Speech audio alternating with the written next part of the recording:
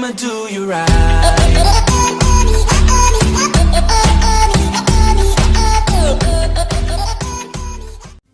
Hi, my name is Likwa and welcome to the first lesson on mobile app development using Sketchware. Sketchware is an Android app that you can use to create and run mobile apps on your smartphone. You can also upload them to Google Play Store or share them with your friends using transfer tools like ShareIt and Bluetooth. So what's great about Sketchware is that you do not need to write any code. It uses simple drag and drop features to build your app. There's no limitation to what you can do with Sketchware. You simply need to understand the logic of your app. Yeah, it's that simple. You can export your project to Android Studio if you want to continue working from there. So what I like about Sketchware is that you do not need a prior programming experience to develop your app. It's faster because it eliminates the need for you to write actual code, and then you can actually run your app as you go so that you know whether it's working or not. And you can also upload your app to the Play Store directly from Sketchware. So that's what I like about Sketchware. And to help us get started, we'll simply click the plus button. So that will give us a pop-up menu, and then we now have to give it a name.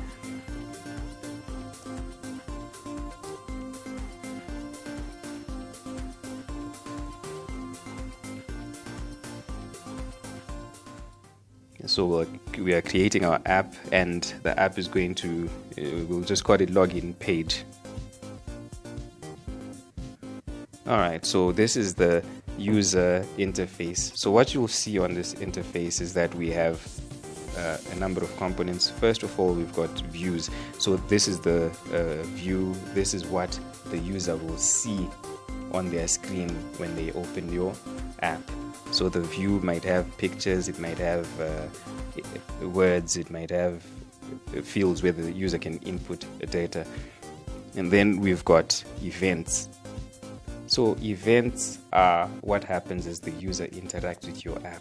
So when the user opens the app, when the user clicks a button, when the user refreshes the page, when the user does something. So those are events. And then we've got components. Components add additional functionalities and features to your app. So say, for example, you want to save data on your app. You can actually create a file shared preferences component to save that data. Say you want to move from one page or one screen to the next. You use what you call an intent, and the intents are found under components. And then we've got layouts on the left. So layouts, these determine how items will be displayed on our page screen. Say, for example, the first one, which is linear horizontal. This one will display items horizontally on our page. And then we've got the linear vertical. This one will display items vertically, one on top of the other. And then we've got a scroll view. This is if you want people to be able to scroll through your page. And then below that, below the layouts, we've got the widgets.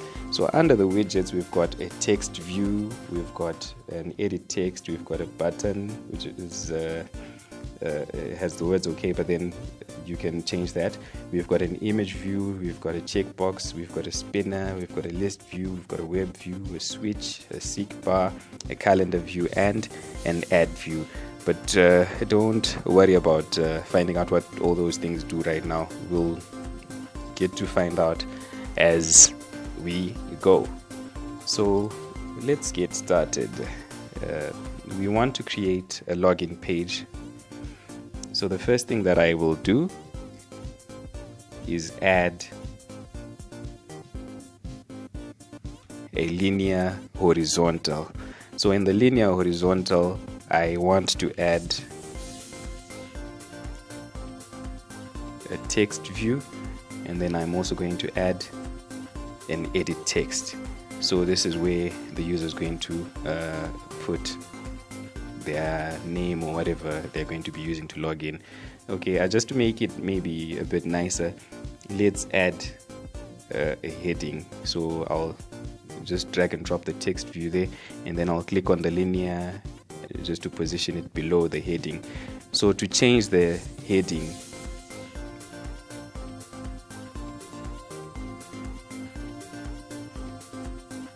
we'll need to click on that text. If you click on the text, you will notice that there's this menu that appears below the page, and using that menu you can just check out the components that are there. But then the one that we're going to use right now is this one right here. So we'll simply click there, and then it gives us the option to edit the words that are in the text view. So in this case I'll just write the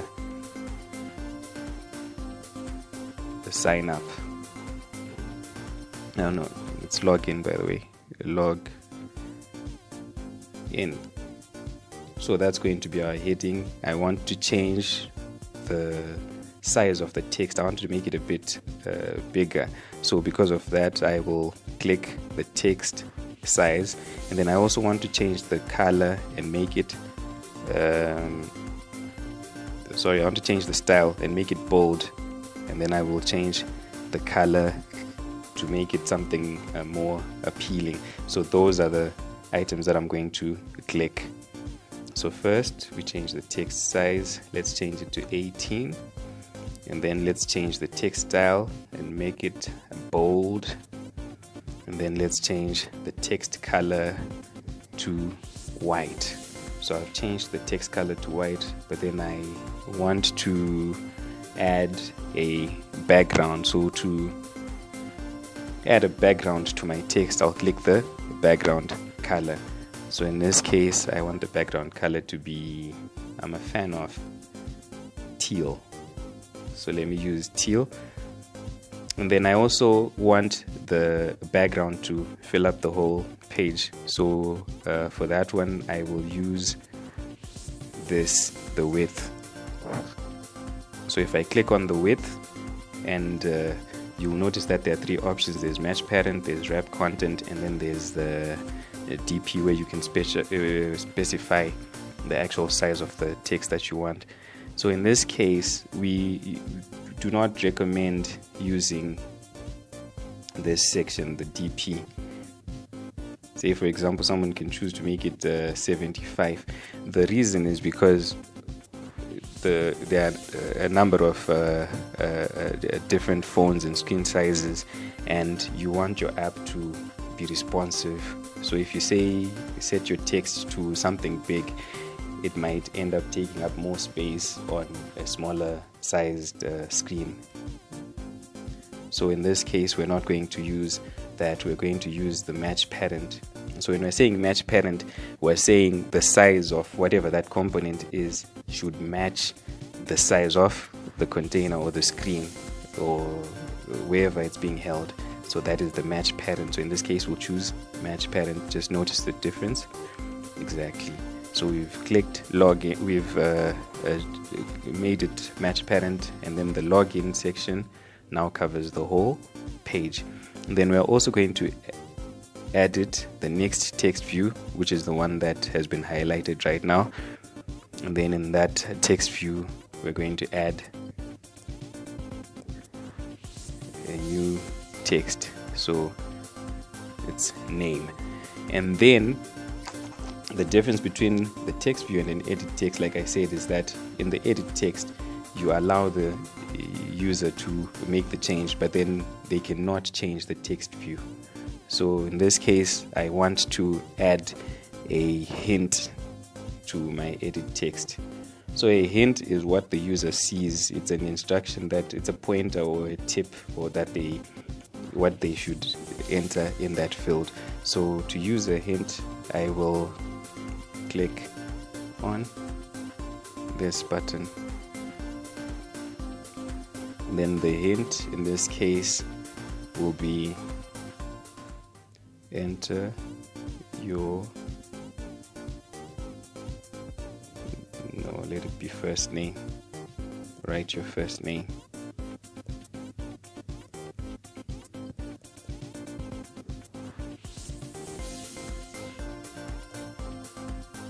write your first name. So that's how it's going to look. But then just to make it more fun, let's add also a button. And then on the button, we treat it the same way as we treat the text. If you click on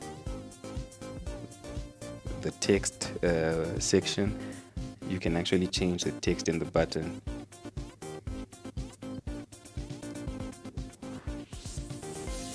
Log in. As you can see, the text now says log in. So these items do not do anything at the moment because we have not yet told them what to do, but basically they will just display the name, and then it will give you an instruction to write your first name, and it will give you that login button.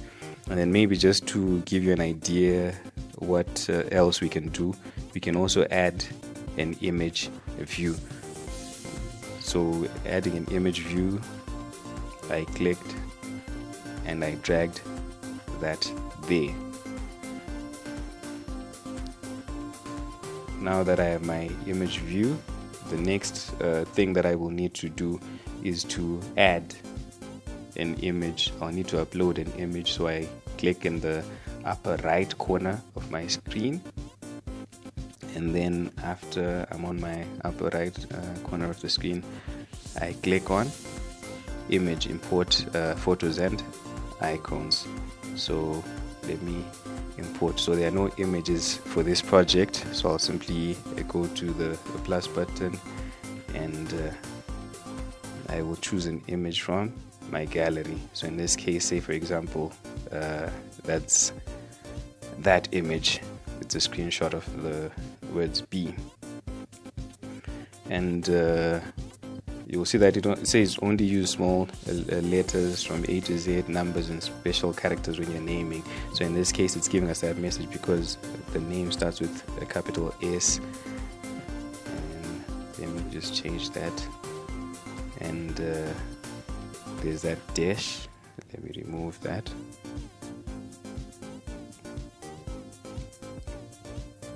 Done. And there should be no special characters.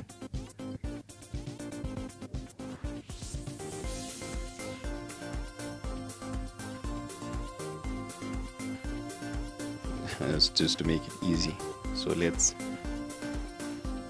we've now added that, and then we are in the image manager, remember that. So we want to go back to our project, so we simply click that back button. I shouldn't be telling you this, right? Alright, so we're back on our screen. So now that we've added an image, we will then click on the image view that we added. That's the image view that we added. So if we click on that, it will give us this menu below, and we will click this button that says image. So if we click on image, you will notice that the image that we uploaded is now there. So let's click on it's a screenshot, so it called it screenshot, and then our screenshot is now there on the page.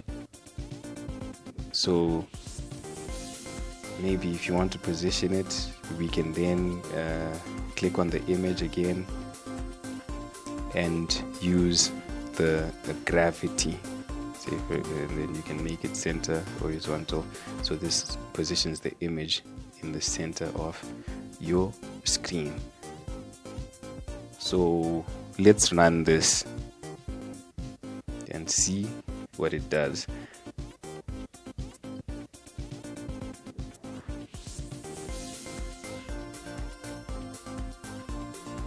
And it doesn't take long. It takes I think it's just a few seconds, especially if it's a small app.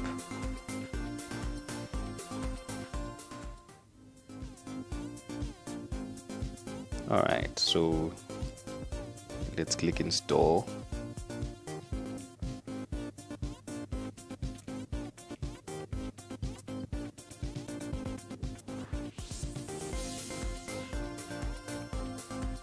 Okay, let's click install, and then let's click open. So this is how our app is going to look. Oh, I made a fundamental mistake. I forgot to change the orientation of my screen. So let me go back to Sketchware.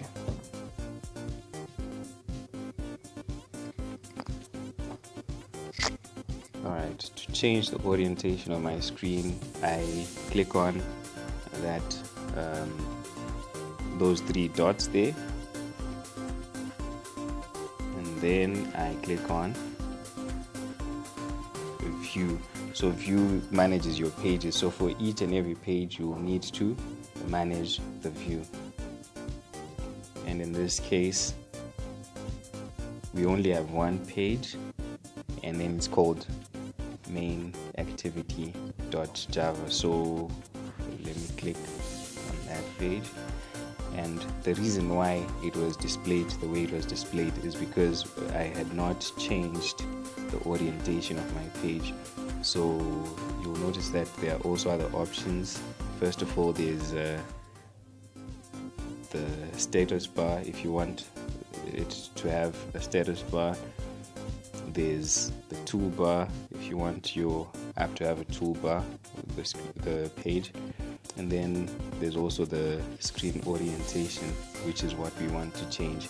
So in this case it's portrait, so that's why it was displayed that way, but then I'm using a tablet and I think I'd prefer the landscape.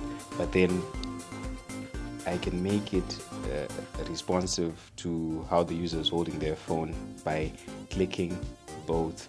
So this way it's both landscape and portrait. And then I can also choose whether I want a keyboard on the page. Say for example I've got my edit text, but then normally you'd want people to admire the screen, so because of that you can simply choose hidden. So that's what we're going to do. Click both, then I've clicked the keyboard to hidden, and then I save. After I've saved, I go back to the view manager. So let's run the app.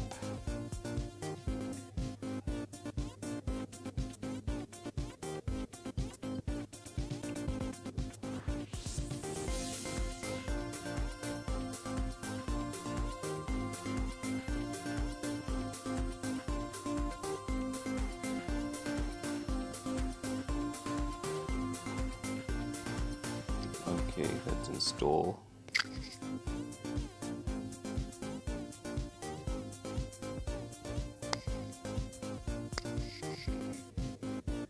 And then let's open our app. Okay, so right now this is how it's going to look. So you will notice that we have the first edit text, which is our login page, and then we've got the second edit text, which is the name, and then we've got sorry, those are text views. We've got the first text view and the second, and then we've got the third component, which is an edit text. So in this one the user can write their name, but they cannot change